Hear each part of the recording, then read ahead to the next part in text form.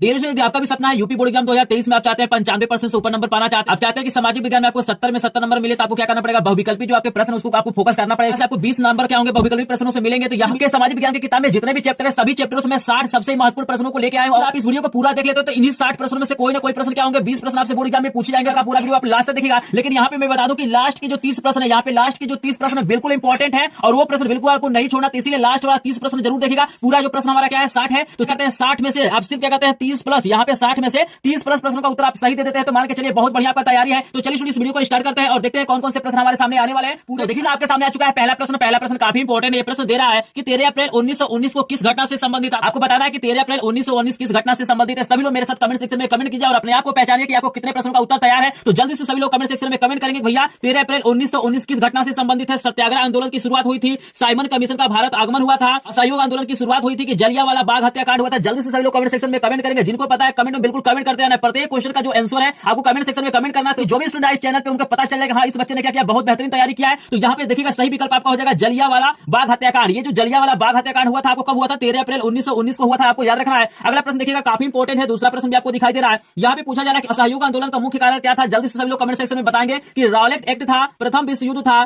खिलाफत आंदोलन था, इनमें से कोई नहीं। जल्दी से सभी लोग कमेंट सेक्शन में कमेंट करेंगे। चेक करते हैं कौन कौन मेरे भाई कमेंट कर रहे हैं। मैं बता दूं कि जो लोग 30 प्लस प्रश्न का उत्तर बिल्कुल सही दे देते हैं मान के चलिए बहुत बेहतरीन उनकी तैयारी हो रही है। तो अपने आप को आप पहचानिए कि कितने प्रश्नों का उत्तर दे देते हैं। यहाँ पे देखिएगा सही जो उत्तर हो असहयोग आंदोलन का मुख्य कारण रॉलेट एक्ट था, आपको याद रखना मोस्ट इंपोर्टेंट प्रश्न बोर्ड एग्जाम के लिए। आपके सामने दिया गया 3 नंबर का प्रश्न काफी इंपॉर्टेंट है। देखिएगा पूछा जा रहा है कि चौरी चौरा कांड किस वर्ष घटित हुआ था, यानी जो हमारा चौरी चौरा कांड हुआ था किस वर्ष हुआ था। 1920 में हुआ था, 1921 में हुआ था, 1922 में हुआ था, 1925 में हुआ था। जल्दी से सभी लोग कमेंट सेक्शन में कमेंट करेंगे। मोस्ट इंपोर्टेंट प्रश्न है, इसी में से कोई ना कोई प्रश्न आपको बोर्ड एग्जाम में देखने के लिए मिलेंगे। तो पूरा का पूरा वीडियो लास्ट तक देखिएगा और लास्ट वाले जो 30 प्रश्न बिल्कुल इंपॉर्टेंट उसको देखना मत भूलिएगा। तो यहाँ पे सही उत्तर होगा यहाँ पे 1922। काफी मेरे भाई यहाँ पे सही कमेंट भी किया है, चलिए उनको धन्यवाद जो भी लोग कमेंट कर रहे हैं। यहाँ पे अगला प्रश्न आपके सामने दिया गया 4 नंबर का प्रश्न है, मोस्ट इंपोर्टेंट प्रश्न। महामंदी का प्रारंभ किस वर्ष हुआ था। जल्दी से सभी लोग कमेंट सेक्शन में बताएंगे कि भाई महामंदी का प्रारंभ किस वर्ष हुआ था। पूरे किताब का प्रश्न है, वीडियो को लास्ट तक देख। पूरा का पूरा आपका क्या हो जाएगा एमसीक्यू यहाँ पे तैयार हो जाएगा। तो यहाँ पे जल्दी से बताइए किस वर्ष हुआ था। तो देखिएगा सही उत्तर हो जाएगा 1929, आपको याद रखना है। काफी लोग सही जवाब दे रहे हैं। अगला प्रश्न मोस्ट इंपोर्टेंट है, जल्दी से सभी लोग कमेंट सेक्शन में बताएंगे राष्ट्रसंघ का मुख्यालय कहाँ है। जल्दी से सभी लोग कमेंट सेक्शन में बताएंगे वाशिंगटन है, जिनेवा है, न्यूयॉर्क है, ऑस्ट्रिया है। जल्दी से सभी लोग कमेंट सेक्शन में बताएंगे कि भाई संयुक्त राष्ट्र संघ का मुख्यालय कहाँ स्थित है। तो चेक करते हैं एक बार कमेंट को। तो यहाँ पे काफी लोग सही बता रहे हैं। यहाँ पे सही विकल्प हो जाएगा हमारा न्यूयॉर्क। हमारा क्या है संयुक्त राष्ट्र संघ का क्या है मुख्यालय है, ये आपको याद रखना है। अगला प्रश्न आपके सामने दिया गया 6 नंबर का प्रश्न काफी इंपॉर्टेंट। यहाँ पे दिया गया अफ्रीका में किस बीमारी के प्रसार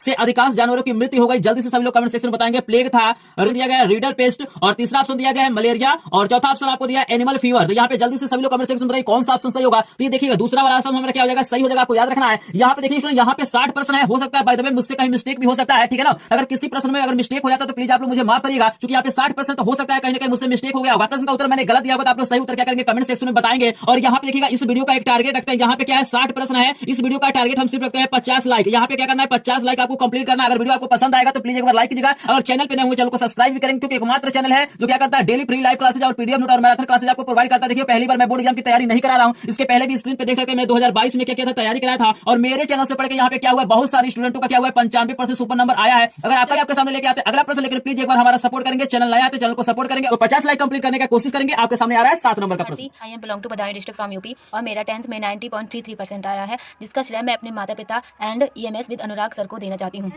तो देखिए ना आपके सामने आ गया है 7 नंबर का प्रश्न, काफी इंपॉर्टेंट प्रश्न है। पूछा जा रहा है कि पंजाब में भूमि निम्नीकरण का मुख्य कारण क्या है। जल्दी से सभी लोग कमेंट सेक्शन में बताएंगे भाई पंजाब में भूमि निम्नीकरण का मुख्य कारण क्या। तो यहाँ पे आपको 4 ऑप्शन दिखाई दे रहा है, बताइए पहला ऑप्शन सही होगा कि दूसरा ऑप्शन होगा कि तीसरा होगा कि चौथा ऑप्शन होगा। जल्दी से सभी लोग कमेंट सेक्शन में बताएगा। देखिएगा सही जो आपका उत्तर हो जाएगा अधिक सिंचाई हमारा क्या इसका कारण है। तो आपको याद रखना है कि तीसरा ऑप्शन हमारा क्या है सही है। अगला प्रश्न भी आपको दिखाई दे रहा है कि कपास की खेती के लिए कौन सी मृदा उपयुक्त होती है। जल्दी से सभी लोग कमेंट सेक्शन में बताएंगे भाई कपास की खेती के लिए कौन सी मृदा क्या होती है उपयुक्त होती है। जल्दी से सभी लोग कमेंट सेक्शन में बताएंगे काली मृदा होती है, लाल मृदा होती है, जलोढ़ मृदा होती है, लेटराइट मृदा होती है। तो जल्दी सभी लोग कमेंट सेक्शन में कमेंट करेंगे। देखिएगा सही उत्तर आपका हो जाएगा काली मृदा। जो काली मिट्टी होती है वो क्या होती है कपास की खेती के लिए क्या होती है बढ़िया मानी जाती है। अगला प्रश्न आपके सामने दिया गया है इनमें से कौन सा संसाधन पुनः चक्रीय है। जल्दी से सभी लोग कमेंट सेक्शन में बताएंगे लोहा है, ज्वारी ऊर्जा है, पवन ऊर्जा है, पशुधन है। जल्दी से सभी लोग कमेंट सेक्शन में बताएंगे भाई कौन पुनः चक्रीय है, किसे पुनः प्राप्त किया जा सकता है। तो जल्दी से सभी लोग कमेंट सेक्शन में बताएंगे। यहाँ पे सही ऑप्शन हो जाएगा, यहाँ पे 9 नंबर का जो हमारा सही ऑप्शन होगा यहाँ पे लोहा हो जाएगा। पहला वाला ऑप्शन क्या है सही है। अगला प्रश्न आपके सामने आता है, देखिएगा आपके सामने 10 नंबर का प्रश्न आ गया है। मोस्ट इंपोर्टेंट प्रश्न है बोर्ड एग्जाम 2023 के लिए। मोस्ट इंपोर्टेंट प्रश्न दिया गया चिपको आंदोलन संबंधित है। जल्दी से सभी लोग कमेंट सेक्शन में बताएंगे कि भाई चिपको आंदोलन किससे संबंधित है, मृदा संरक्षण से है, वन संरक्षण से है, जल संरक्षण से कि वायु संरक्षण से। जल्दी से सभी लोग कमेंट सेक्शन में करेंगे कमेंट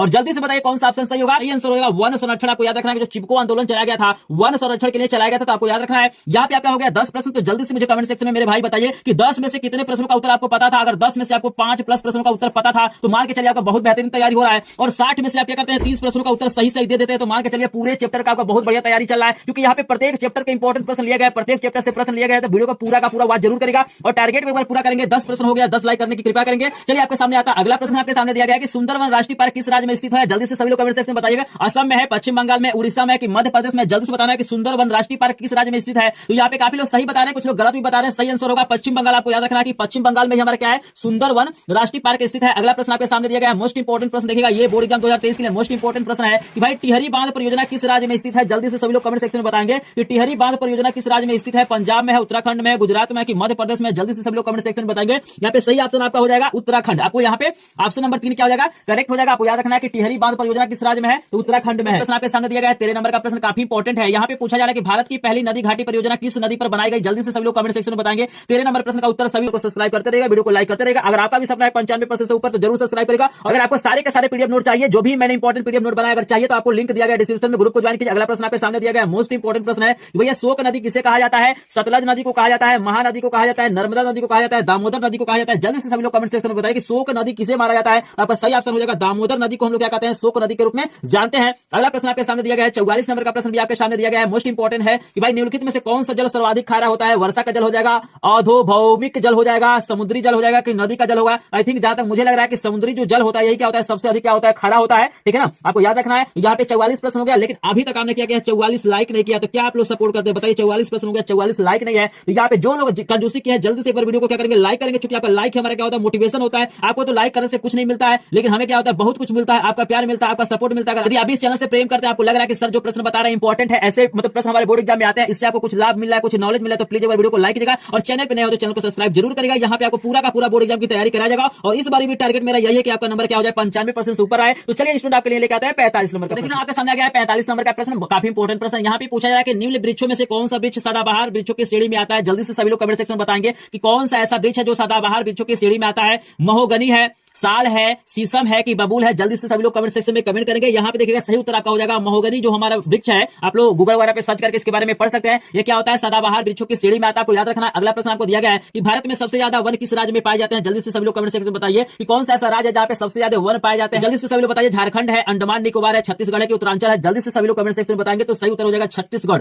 यहाँ पे करेक्ट ऑप्शन हो जाएगा तीसरा वाला। आपके सामने दिया गया काजीरंगा राष्ट्रीय उद्यान कहाँ पे स्थित है। मोस्ट इंपोर्टेंट प्रश्न ये भी है, तो सही इसका उत्तर हो जाएगा असम। असम में हमारा क्या है काजीरंगा राष्ट्रीय उद्यान क्या है स्थित है। आपको सही आंसर मिल गया। अगला प्रश्न आपके सामने दिया 48 नंबर का प्रश्न है कि परमाणु शक्ति का महत्वपूर्ण केंद्र कहां स्थित है। जल्दी से सभी लोगों को कमेंट सेक्शन में बताना है कि भैया परमाणु शक्ति का महत्वपूर्ण केंद्र कहां है। नागपुर में है, कोल्हापुर में है, तारापुर में है कि कोलकाता में है। तो देखिएगा इस प्रश्न में थोड़ा सा मुझे कंफ्यूजन है, ठीक है ना। फिलहाल जो सही आंसर है मैं आपको बता देता हूं, कोलकाता ये मेरे तरफ से आंसर है। आप लोग इसको कंफर्म कर लीजिएगा। अगर प्रश्न का उत्तर गलत मैंने बताया तो एक बार कमेंट सेक्शन में जरूर कमेंट करिएगा। जहां तक मुझे लग रहा है कि इसमें थोड़ा सा मुझे कंफ्यूजन लग रहा है प्रश्न में, ठीक है ना। तो जो लोग इस चैप्टर को पढ़े होंगे एक बार जरूर बताएंगे कि सही उत्तर क्या होगा। ऑप्शन के अनुसार आपको बताना है, अलग से नहीं बताना। जो ऑप्शन दिया है इसमें से कौन सा ऑप्शन सही होगा, तो यहाँ पे कोलकाता मैंने आपको बता दिया। बाकी आप लोग कमेंट सेक्शन में अपनी राय जरूर दीजिए। अगला प्रश्न आपके सामने दिया 49 नंबर का प्रश्न है कि भाई अंकलेश्वर किस लिए प्रसिद्ध है। कोयला के लिए, परमाणु ऊर्जा के लिए, पेट्रोलियम के लिए कि तापीय शक्ति के लिए। ये प्रश्न पहले आया था, तो यहाँ पे सही उत्तर हो जाएगा पेट्रोलियम। आप याद रखिएगा ये मोस्ट इंपोर्टेंट प्रश्न है कि अंकलेश्वर किस लिए प्रसिद्ध है। अगला प्रश्न आपके सामने आ गया 50 नंबर का प्रश्न। देखिएगा मेरे भाई आ गया है कि कोलार सोने की खान कहां स्थित है। आपको बताना है कि महाराष्ट्र में है, तमिलनाडु में, आंध्र प्रदेश में, कर्नाटक में। तो सही उत्तर हो जाएगा कर्नाटक। हमारा क्या हो जाएगा सही आंसर हो जाएगा। कोलार सोने की जो खान है वो कहां पे स्थित है, कर्नाटक में स्थित है। हो गया 50 नंबर का प्रश्न हो गया। यहाँ पे 10 प्रश्न और है, मोस्ट इंपोर्टेंट प्रश्न है, तो वीडियो को पूरा का पूरा बात कीजिएगा। और आपने क्या किया अभी तक 50 लाइक कंप्लीट नहीं किया। देखिए यहाँ पे 50 प्रश्न हो गया।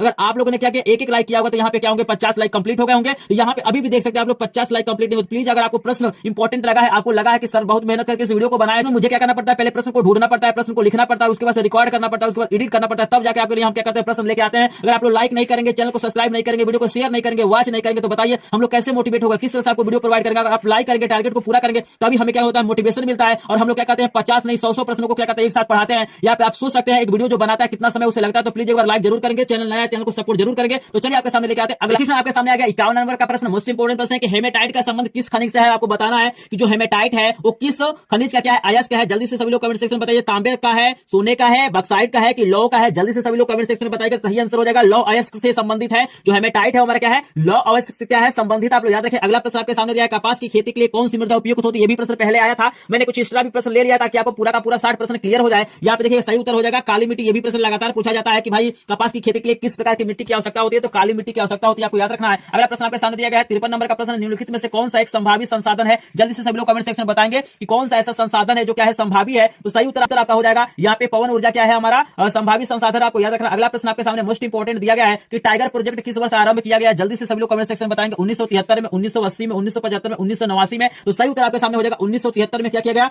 टाइगर प्रोजेक्ट की आरंभ किया गया। अगला प्रश्न आपके सामने दिया है कि लिखित में से कौन खरीफ की फसल है। चना है, धान है, कपास है, दूसरा या तीसरा दोनों है। तो यहाँ पे देखिएगा चौथा ऑप्शन बिल्कुल करेक्ट हो जाएगा। हमारा धान और कपास दोनों क्या है, खरीफ के फसल के अंतर्गत आता है। आई होप इतना प्रश्न आपको समझ में आ रहा होगा। एक बार फिर से रिक्वेस्ट करेंगे, अगर आपका भी सपना होगा बोर्ड एग्जाम में 95% से ऊपर नंबर पाने का, अगर आपका भी सपना है कि कम समय में पढ़ के बोर्ड एग्जाम की पूरी तैयारी करना है, तो प्लीज चैनल को सब्सक्राइब जरूर करेगा। इसके पहले देखिएगा मैंने पढ़ाया था, प्रश्न आपके सामने दिया गया है कि 1789 में फ्रांस किस प्रकार का राज्य था। जल्दी से सभी लोग कमेंट सेक्शन में बताएं, असीमित राजतंत्र था, सीमित राजतंत्र था, प्रजातंत्र था, गणतंत्र था। तो सही उत्तर आपका हो जाएगा दूसरा वाला सीमित राजतंत्र हमारा क्या हो जाएगा, सही आंसर हो जाएगा। अगला प्रश्न आपके सामने दिया है, नेपोलियन का संबंध किस देश से था। जल्दी से सभी लोग बताइएगा। यह भी प्रश्न काफी इंपॉर्टेंट है, कई बार पूछा जाता है कि भाई नेपोलियन का जो संबंध किस देश से था, जर्मनी से था, फ्रांस से था, इटली से था, इंग्लैंड से था। तो सही आंसर यहाँ पे हो जाएगा फ्रांस। काफी लोग सही जवाब दे रहे हैं। अगला प्रश्न आपके सामने दिया गया है, मोस्ट इंपोर्टेंट प्रश्न है, 2 बार ये प्रश्न आ चुका है कि भैया असहयोग आंदोलन का मुख्य कारण क्या था।